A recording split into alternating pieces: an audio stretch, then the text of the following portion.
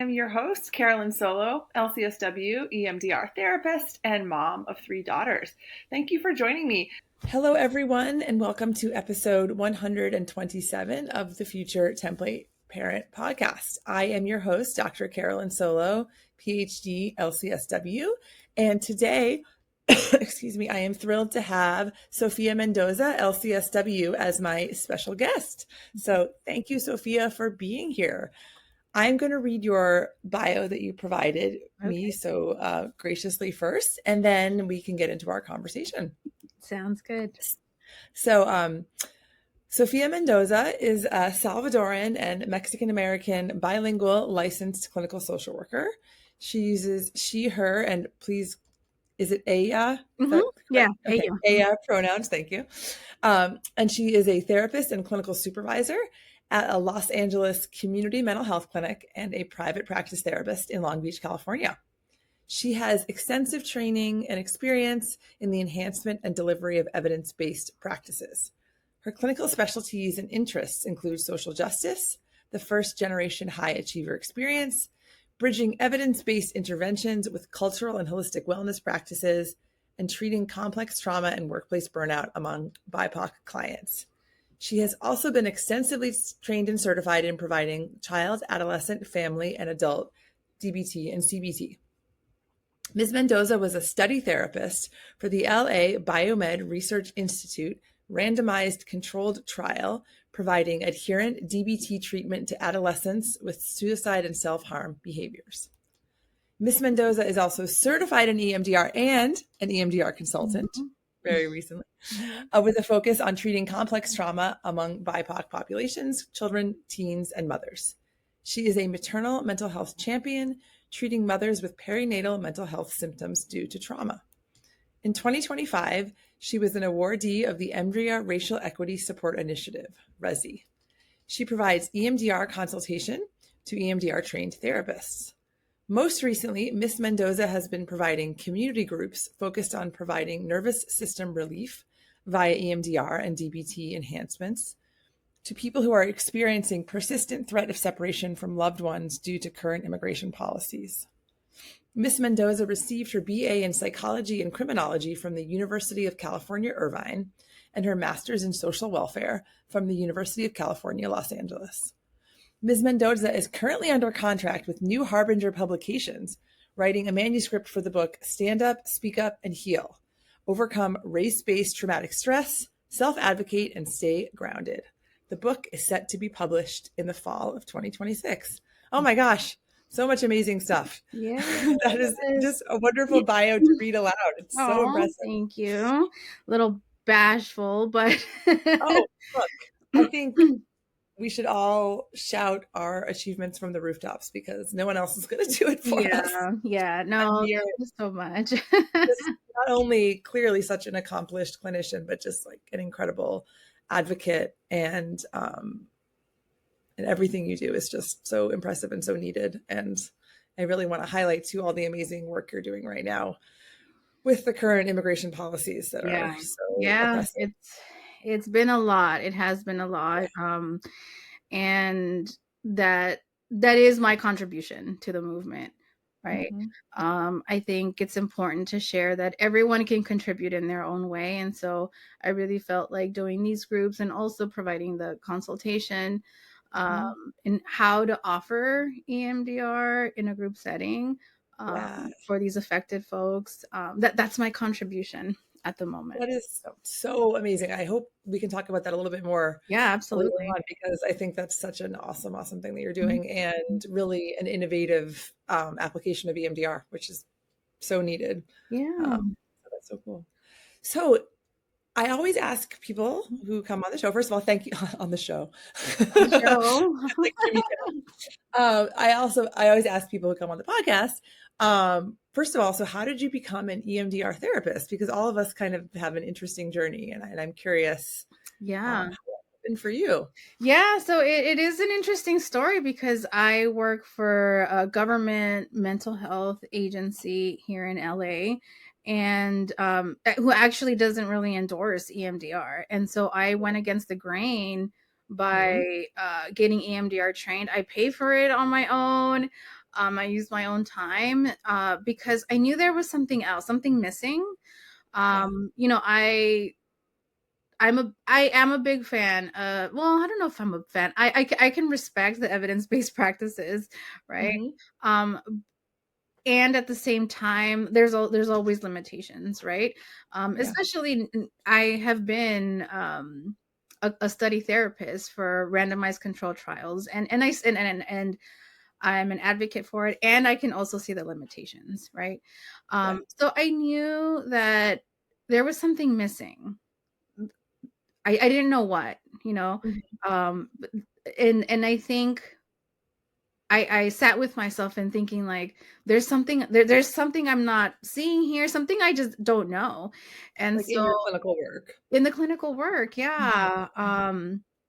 And so I decided to get trained in EMDR. I got trained in EMDR at the end of 20, it was like 2018, the first weekend, and then the second weekend was in 2019. Mm-hmm.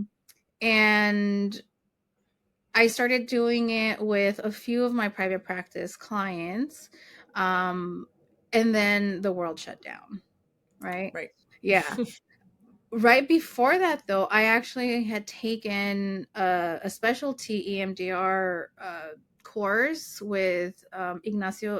Ignacio Herrero from Oh yes. Mexico. Mm-hmm. Yeah. He's amazing. On the assist protocol, and they were like, hey, you can do this virtually. And it was in 2019, and I was like, virtually? Right. You're like, that's not Yeah. possible. Yeah, and there was a lot of critique from the EMDR community about like virtual.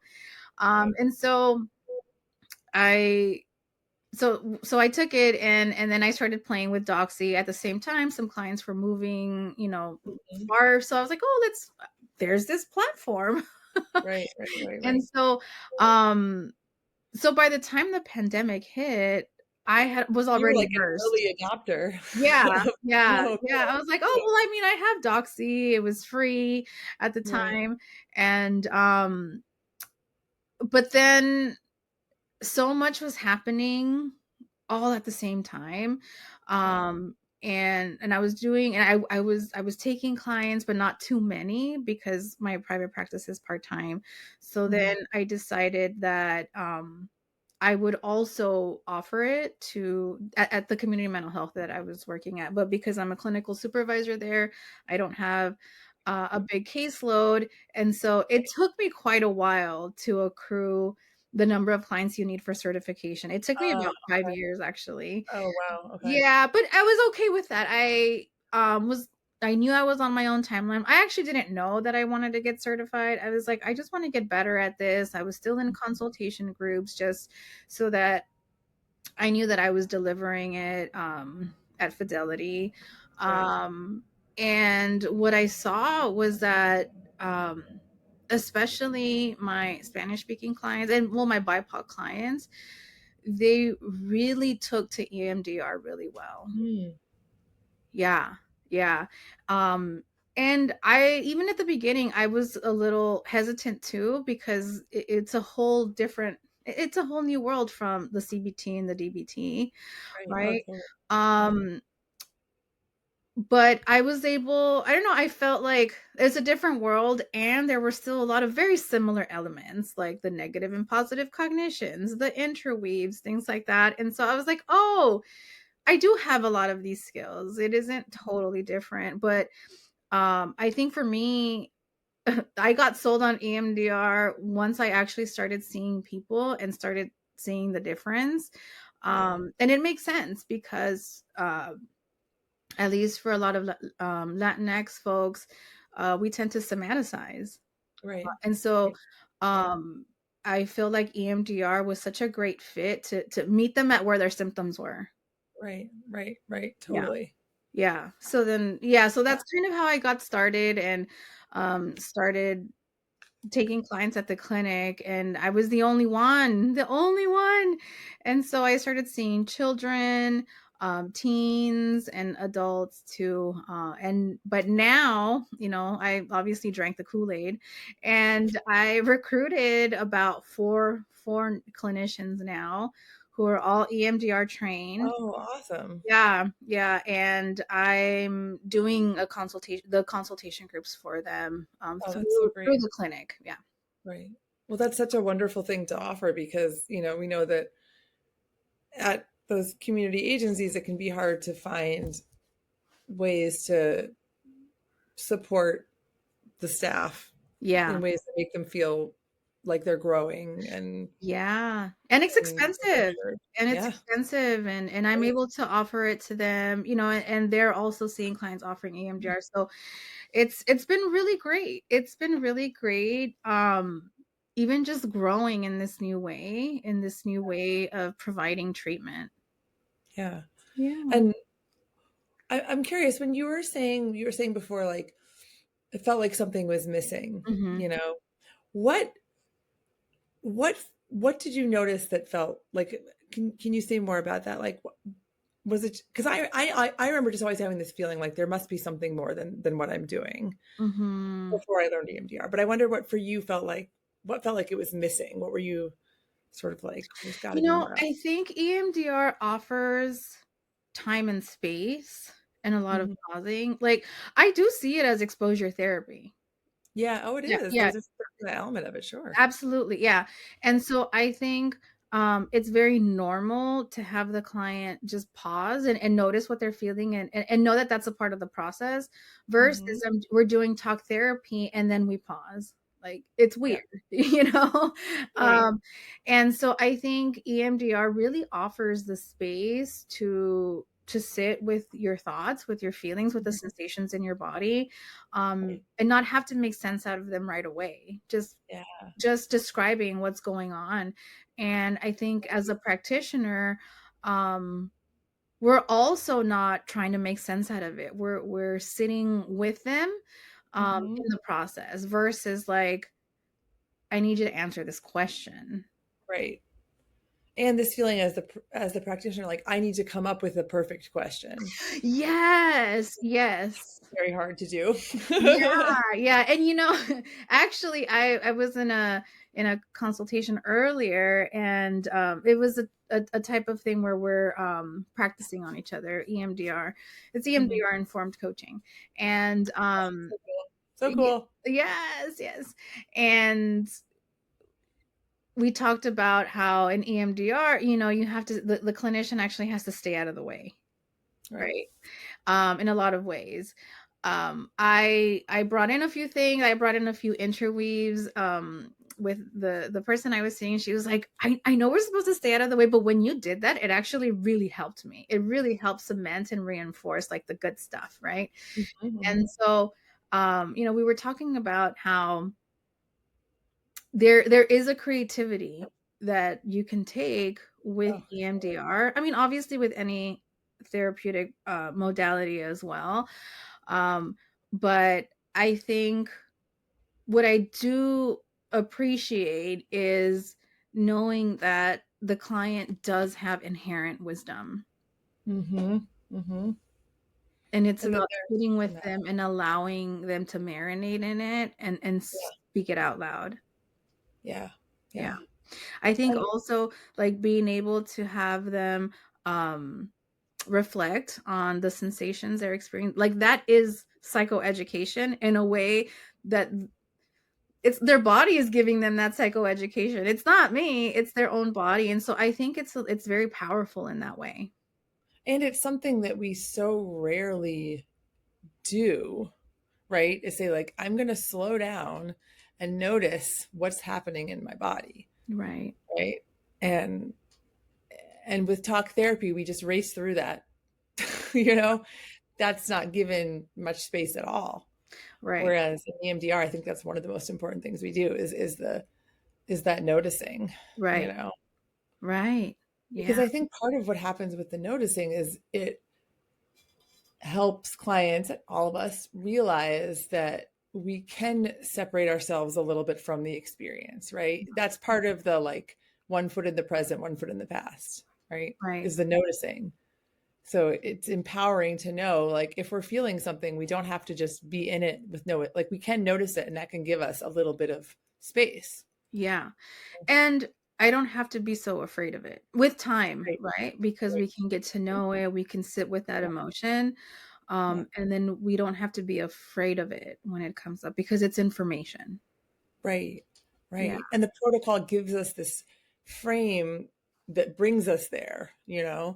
so that it doesn't feel forced. It's like, okay, there's this set of questions that's going to get us to the emotion, to the sensation. It's going to happen, Mm-hmm. So it's not, I feel like often before EMDR, I would be like, so, okay, but what are you feeling right now? But there was no, Yeah. but it felt like I was just trying to get them to connect to something that they were disconnected from. But because of the assessment questions and stuff, it kind of brings Yeah. you there. But And yeah. in a paradoxical way, I also feel like being trained in EMDR, doing EMDR, it actually helped to make me a better CBT and DBT therapist Yeah. Yeah. because I bring it in and I can Right. see where we can bring that in, Right. you Oh, know? sure. And I mean, Yeah. like you said, like cognitions are part of Mhm. the protocol, right? So it's not like EMDR is like CBT has nothing to offer, DBT has nothing to offer. It's Right. part. It's this integrative protocol, right? Where it's like, let's take all these different elements Mm-hmm. that work well together and that need to be working together and Yeah. bring them together. Yeah, I mean, Yeah. it's like Absolutely. it's a beautiful merging of all these different Mhm. things. Yeah. You I know? see them all as tools, right? Yeah, And I I really love the way when I do any treatment, like now it's like you can't unsee it. You can't not use the Mhm. tool, you know? And Right, so I'm right, just able right, to right. use all the tools. I actually had a client who we started doing EMDR, and at the same time I was actually getting trained in CPT, cognitive processing therapy, Okay. um and doing consultation calls. And so I started sharing about the client, and so then I said, hey, this is a new thing, this is a different type of therapy, but if you're into it and want to do it. And she said sure, and she actually really liked all the writing in Mm, CPT. yeah. And so we merged onto that, and then Well, we still good. incorporated both. And she was like, I really loved writing, and she was a writer, and Yeah, so that really it matched well with her strengths. And so I'll never say like, oh no, I only use X, Y, or Z. Like, I'm right. gonna use it all, as long as And it benefits the client. right. And if you're thinking like it just makes you a stronger clinician to have all these tools to move Hmm. between, and to see how they complement each other, that they're not like, you know, fighting with each other, Hmm. right? We're Hmm. trying to get at the same thing. It's just like, let's look at all these different ways that we can do that. Um, yeah, like we don't need to Absolutely. have the war of the modalities, Oh, I know.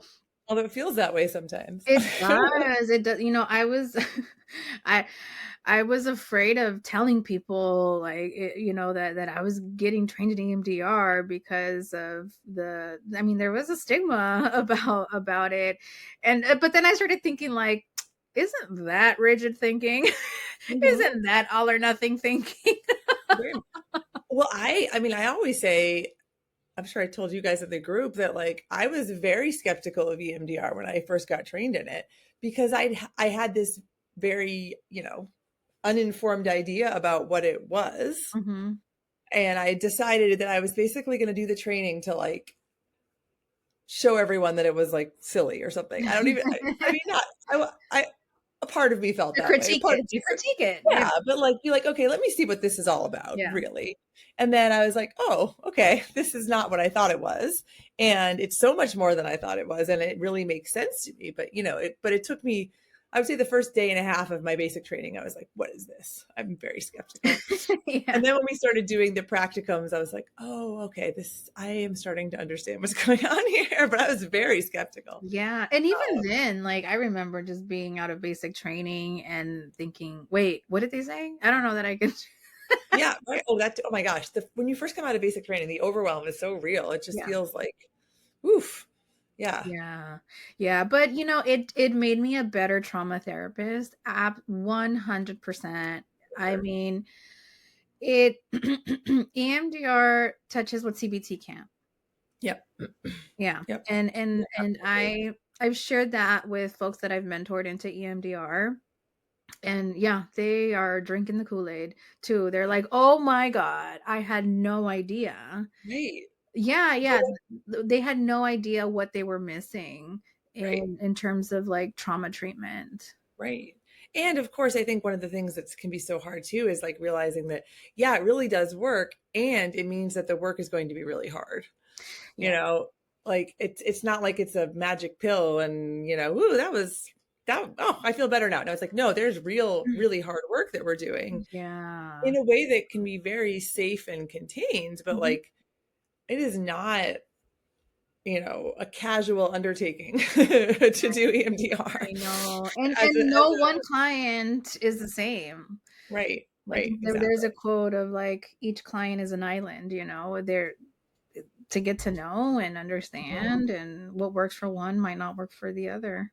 And it's yeah, you're on a unique journey with each person, Yeah. which is and that's where again that creativity gets to come in. And like you said, the more we know, the more skills we have, the more equipped we are to, move with the person wherever they need to go. Mhm. You know, whether like you said, like it's writing or art or movement or whatever it is. Yeah, the Yeah. more we know, the more we can try Yeah. and bring in and yeah. And you know, now with my experience with EMDR, I will never say that a client is resistant, Yeah.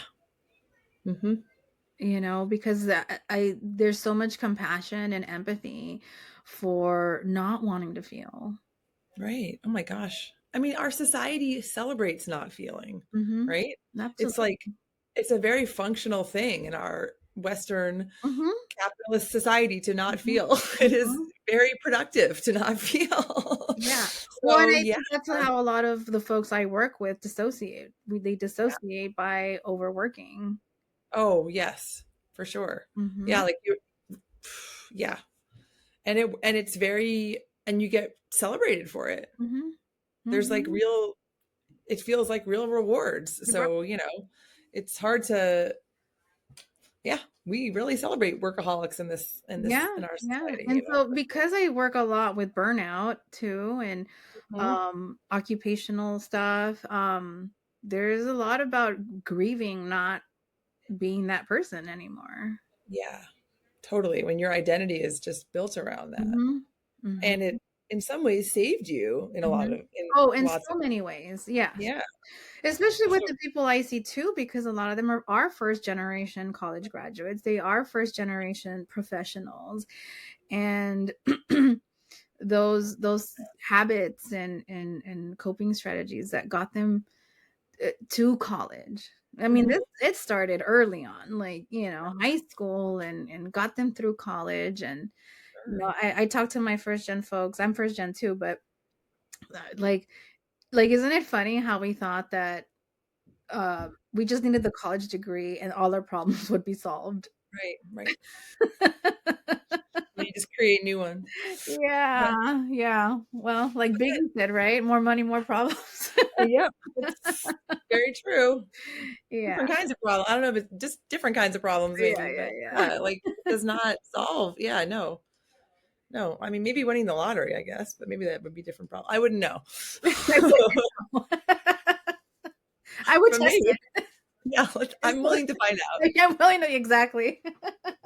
I'll volunteer to just see what happens. Yeah, yeah. So Well, yeah, in a nutshell, like it has really um just expanded, I think, my yeah. reach and providing access to care and in ways that are a lot more digestible for folks. And it sounds like too, it's also enables you to like do different kinds of work, right? There's Mhm. consultation and training and mentoring and like there's Yeah. just coaching. There's so Mhm. many, ways that you can take this skill set of EMDR and use it professionally and personally, really. I mean, like Yeah. I like self tap all the time. I mean, Oh, like, for I sure. have I need it all the time.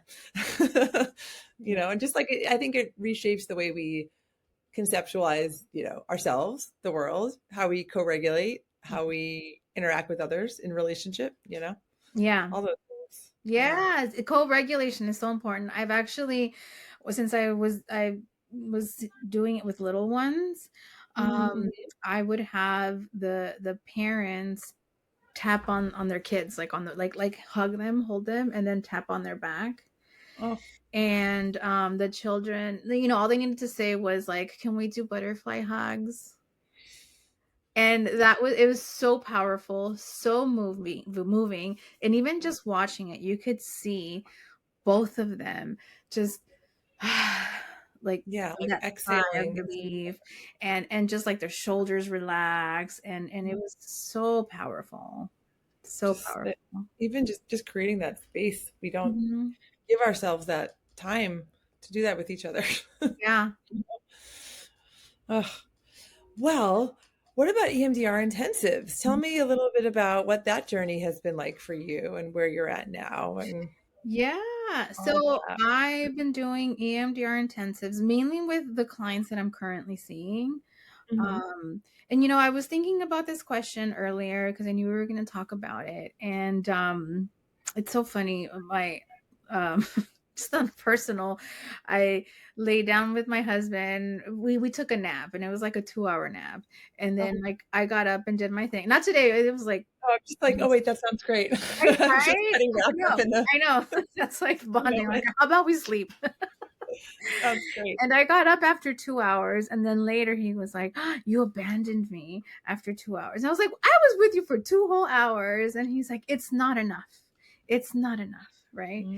And Oh, so that's really sweet. I was like, okay. And then so I started thinking about how, you know, there's a loneliness epidemic right now. Mhm.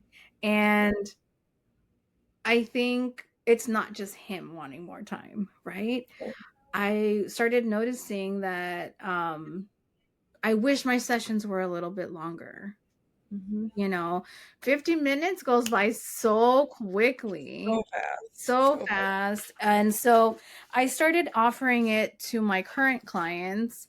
Um, and it was everyone well, mostly everyone I offered it to was like, yes, please, I would love to spend more time with Mhm. you, you know. And so Mhm. I started doing 3-hour sessions, um and they went really well. I mean, I definitely go for longer, but it was what I could offer at the time. And what I loved about it was really just not being interrupted. Yeah.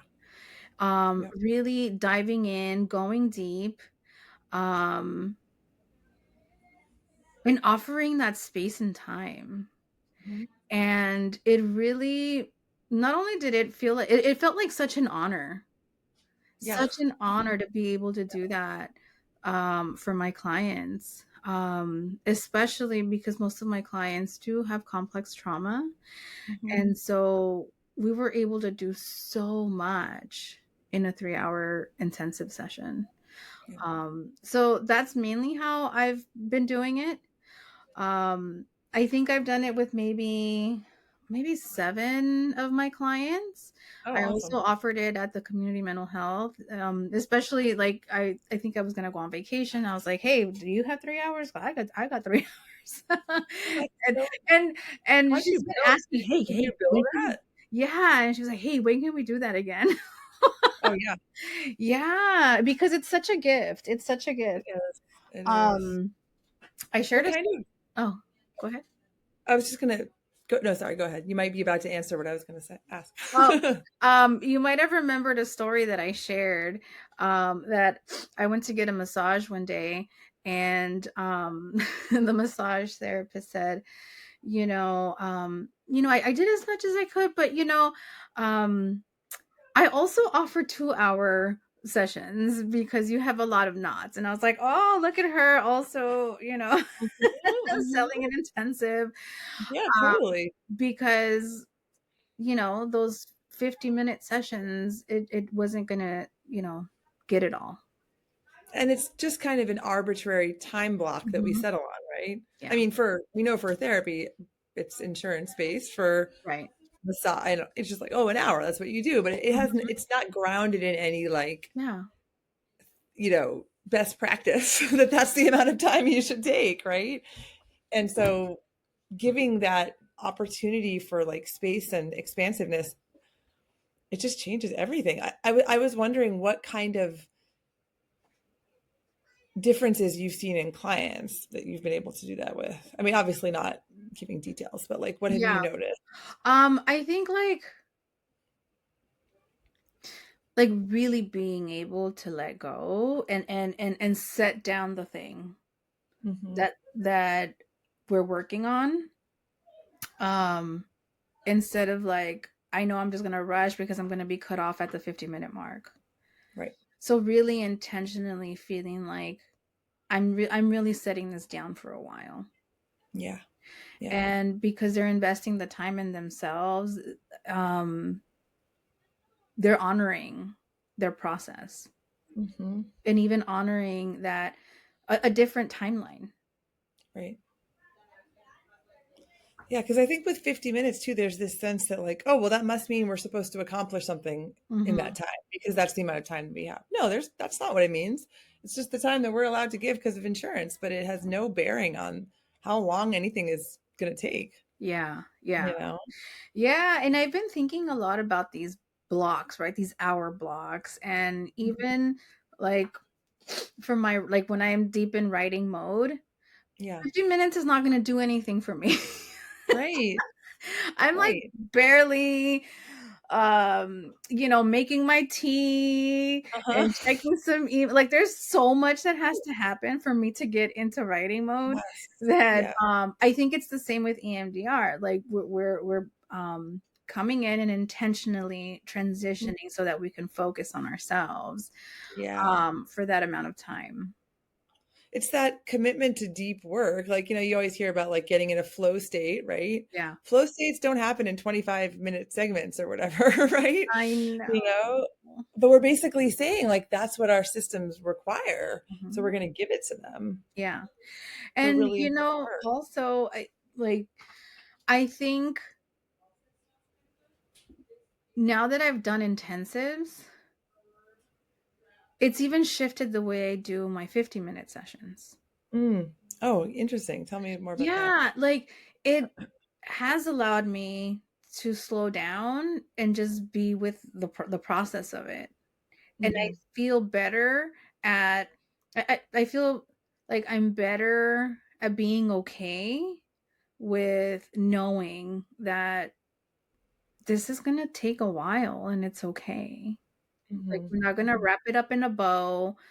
Right. You might not feel better at the end, and so it's even taking some pressure off of me, Yeah. Yeah. as the clinician, um, Hmm. and reminding the clients that it's okay if they don't feel totally put together.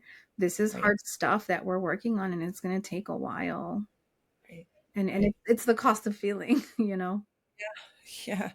Yeah. Yeah. And it's,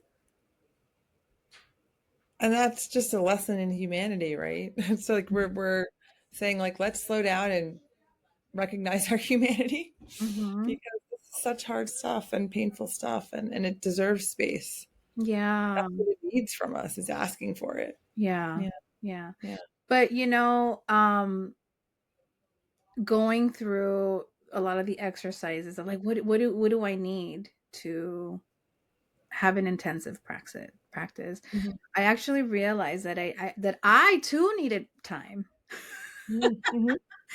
I too needed time on my calendar, and Mhm. um it actually made me also slow down and pause. Yeah. Yeah. We talked a lot about that over the summer, I remember. We did. Yeah. And I had, because I have a lot of things like up in the, a lot of balls in the air right now. And Yeah. so I realized that right now I only had capacity to offer it to my current clients, Yeah. and not be marketing to new ones and taking on new clients, because this work, not only is it heavy, but it requires a lot. Mhm. And I realized like, I think I really only have capacity for my current clients. Yeah. Yeah. That's so important. Yeah. And something that I remember talking about in the group too, is that like thinking about intensives as kind of like a long term sort of like you have a certain number of years left that you need to be in the community clinic, right? Mm-hmm, mm-hmm. And then intensives could be maybe part of a like post clinic retirement Yeah. plan Mm-hmm. kind of thing, right? Is that still something you think about? It is. It is. I mean, I think so. The big thing right now is the book that I'm writing, right? Tell us, We're I would love to hear more about the book. Yes, yes, yes. Really for sharing. Um, so it's a book. It's actually a book on overcoming race-based traumatic stress and race-based trauma, using DBT skills mainly, right? Mm-hmm. Um, and it's through New Harbinger Publications. So it's for the consumer. It's Mm-hmm. self-help, right? And so I'm co-authoring it with two other colleagues, and we work together in community mental health, offering DBT with mainly BIPOC folks. So yeah, we've been in it together for about a year and some change, and we're getting really close to submitting our draft of the manuscript. Um, and so that feels like really, really important work right now. Um, but I'm still sneaking in like different somatic exercises in there, Mm-hmm. EMDR exercises in there. Um, but because I was needing to also do my own intensive, like writing intensives, right? Mm-hmm. I Mm-hmm. realized like I really don't have the capacity to market to a bunch of people right now. Yeah. Um, but the plan is that once the book is published, I will be making more capacity, and I have started to, some clients graduated and I'm not replenishing those spots. Okay, cool. Yeah, I'm right now making a lot of space for the book. But I do have that in mind. Like I would still like to offer more intensives. Um, a Yeah, way and that a different way that I've been offering them is via the groups as well. hey, would you talk about that a little bit? Yeah. I would love to hear more Yeah. about that. Yeah. So, because I was trained in the assist, which is a rapid response kind of protocol for Right. groups or individuals, um, I thought, it would be so great to offer these groups to just kind of help folks have some nervous system relief. Mm-hmm. So, I mean, I wasn't calling it EMDR. I wasn't saying that they were going to be cured, right? I was just really offering it kind of like as a form of pain relief Mm. because they're worthy of it. Yeah. Oh, You know, yeah. there's so Yeah. many folks were so afraid of their loved ones being separated from their loved ones, all the deportations happening, the violence, Yeah. right? And so we had a support group, just like a drop in, get what you need kind of group. And then I thought, for people who want more nervous system relief, I can offer this. And Yeah. so I offered a few groups, and what we worked on was trying to desensitize the last memory they had Mm-hmm. of feeling afraid, or the image that they couldn't get out of their head. Mm-hmm. Mm-hmm. And then there was so much power in that because it is more of a contained protocol, and Yeah. so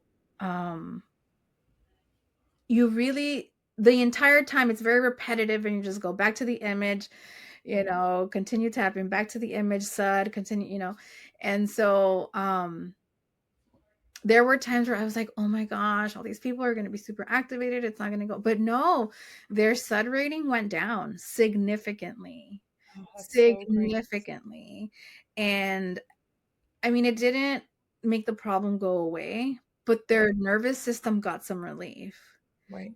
And when there's a crisis, um, that's kind of what you want, so that you can start making start problem solving or start making decisions with a more Right. regulated nervous system. Exactly. That is Not such a so that great. they don't feel the rage of what's happening, Right. but so that they can use it in a way that really honors their community, honors themselves, is aligned with their values. Yeah. Yeah. Yep. and where they Totally. And don't they cause harm have to themselves or the community. right.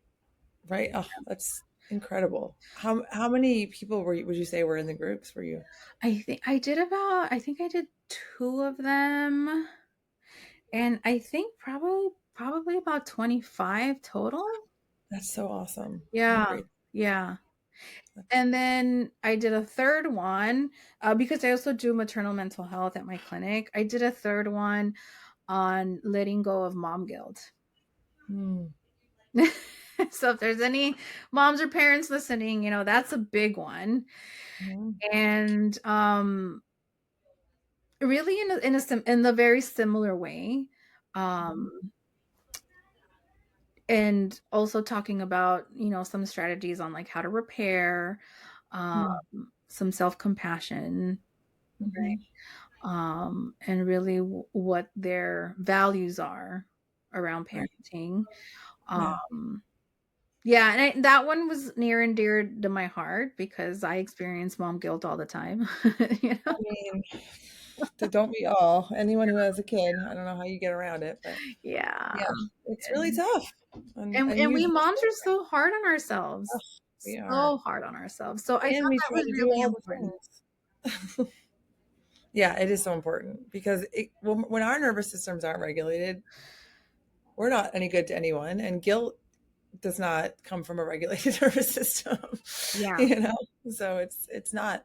We think, yeah, we're Yeah. not. We're harming ourselves and others when we do that, but it's Yeah. yeah. Yeah. And so I think, that is my mission, not just with the book, but also with these rapid relief, nervous system relief groups is, Mhm. um you're worthy of a regulated nervous system Yeah, yeah. because of everything that's happening.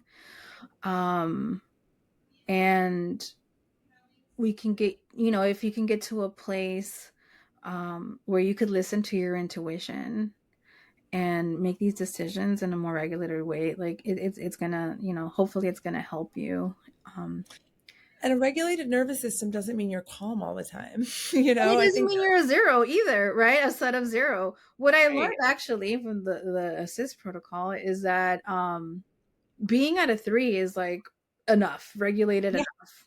I love that too. And I have carried that into a lot of my EMDR Yeah. work as well. Cause it's like sometimes we're not going to get below a 3 and that's Mhm. okay. You still made a lot of progress. Let's like you ready to move on to something else? That's fine, even if we didn't get to a 0, you know? And let's be real, like with a lot of the stuff that's happening now, it probably won't be below a 3. No, because it's still there. This terrible Yeah. stuff is still happening. And I want the rage Yeah. to be there. I need the anger to be there so that we can think about how we want to contribute to the movement. What does Right. change look like? Right. And rage, justified rage is so Justified rage. powerful, Mhm. you know? Yeah. I mean, forget it might have been my therapist who said to me once that rage is a sign that you've been violated, right? And Right. I just think that's such a good way to looking at it because it shows how justified it is, Right.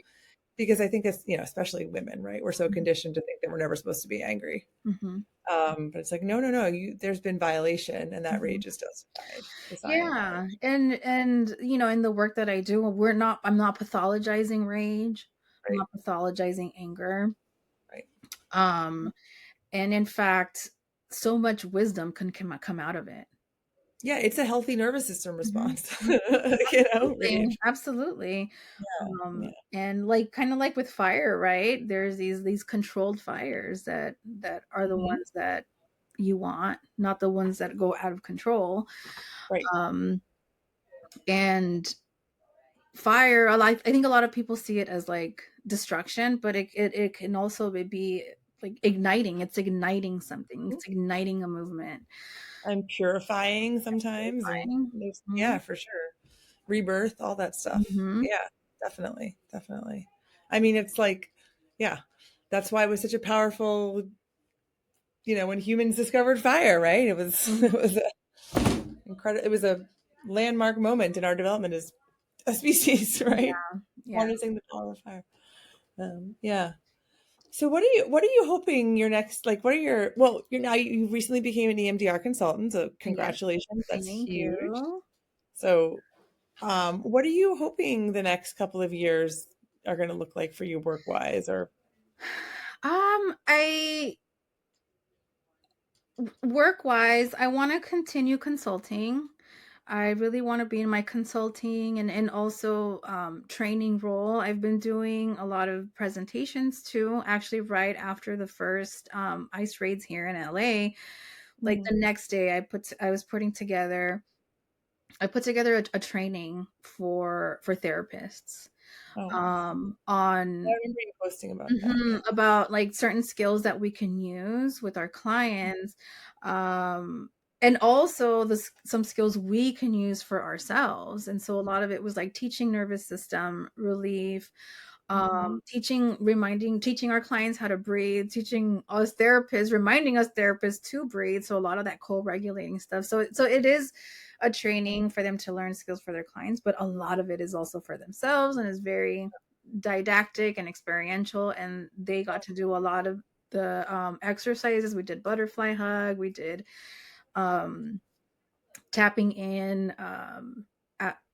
affirmations, but more like these like statements about impermanence, right? Mhm. I did the DBT cope ahead and please skill, and then the EMDR butterfly hug, Yeah. and really talked also about this non-pathologizing of the anger and the rage, and bringing Yeah. in a decolonized perspective, and how that is how we enhance EBPs.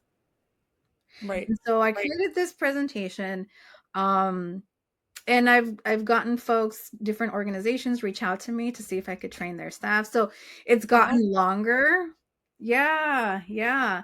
First great. it started off as a 1 hour training, and now it's a 3 hour training. Oh, cool. Yeah, yeah. It went That's from 1 hour, and then I did a 2 hour one, and that one I recorded. uh-huh. And I actually folks can purchase it and watch the recording on my Oh, website. cool. Yeah. Oh, amazing. Yeah, Oh, I'm and then I excited. have like 8 English and Spanish worksheets that they can use with their clients. And Awesome. there's a meditation. I did a sound bath meditation, a recorded sound bath meditation, Oh, specifically for helpers, not just clinicians, but helpers who are uh-huh. helping during this time. Oh, And yeah. they got that as like for themselves too, Mhm. and so they can also Mhm. remember, whatever contribution they have to give is enough, Yeah. right?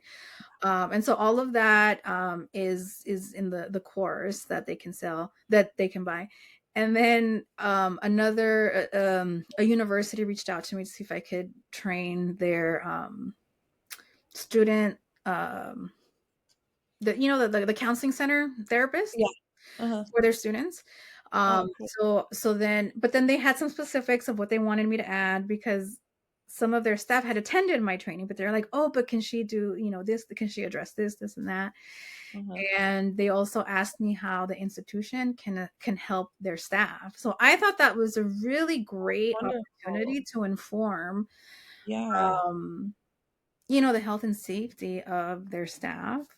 Mhm. Mhm. And so now that's 3 hours.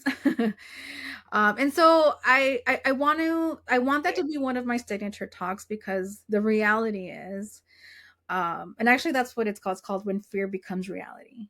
The Mm. reality is Yeah. that this is not changing for a while.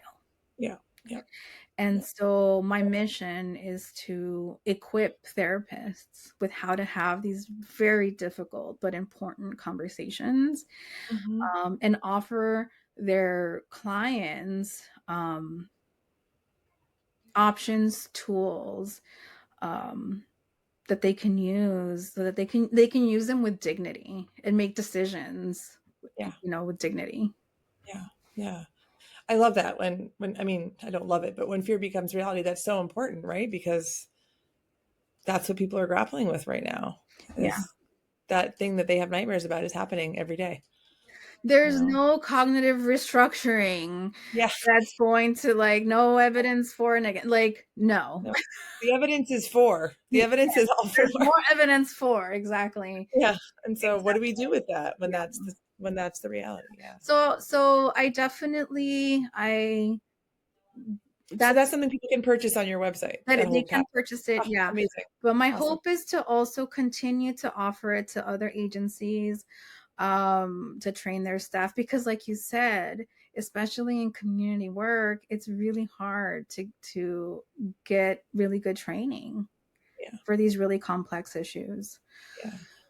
And those are places where the people need the training the most, right? Because they're the ones, their clients are the ones really coping with this stuff. Yeah.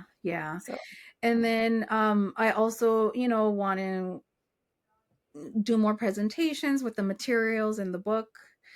So that's going to be exciting. A little nerve-wracking because I'm not a public speaker. Sounds like you do a lot of presenting. I know. Well, yeah.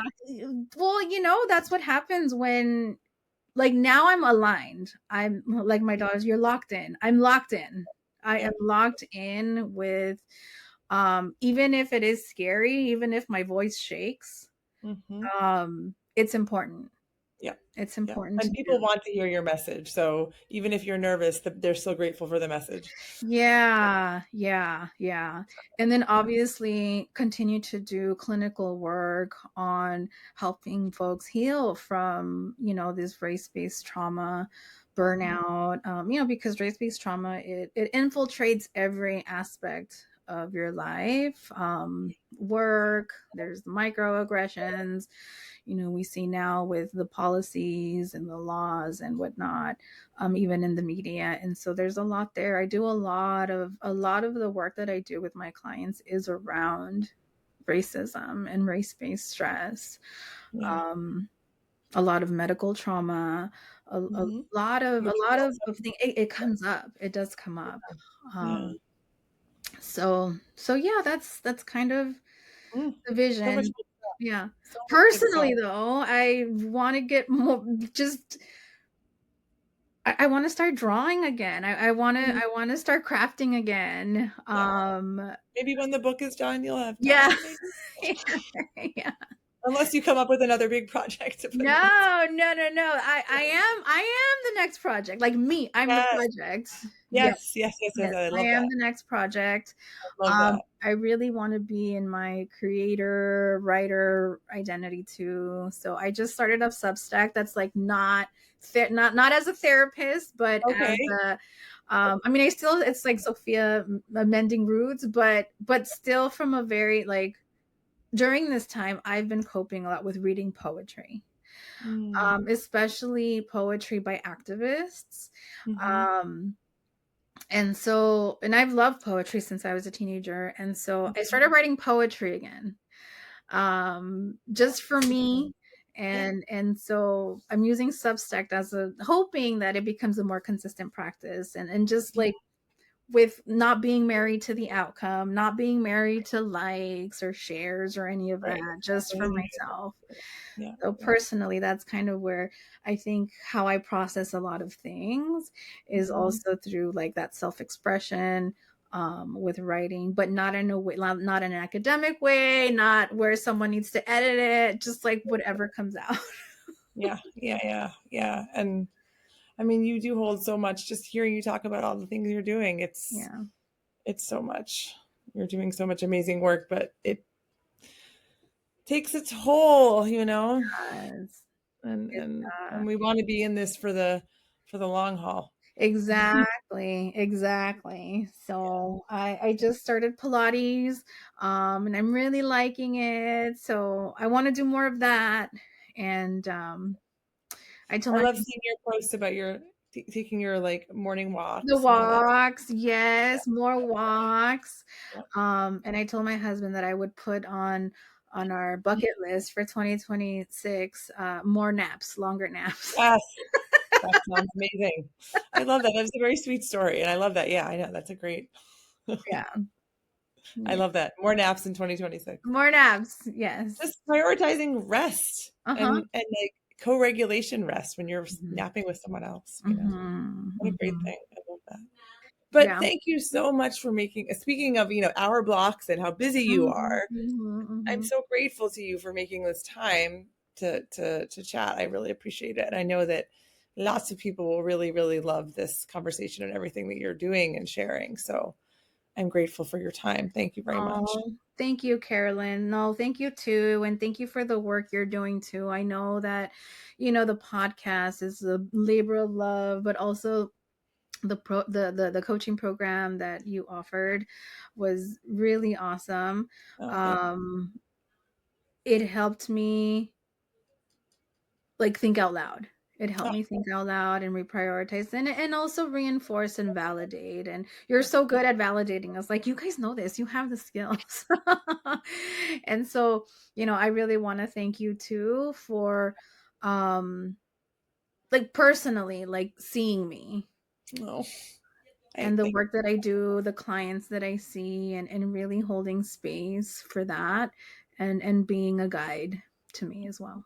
Thank you. Well, it was a really wonderful group we had. That group was a Yeah. special group. So Yeah. it was a joy to have us all together. But Yeah. But well, anytime.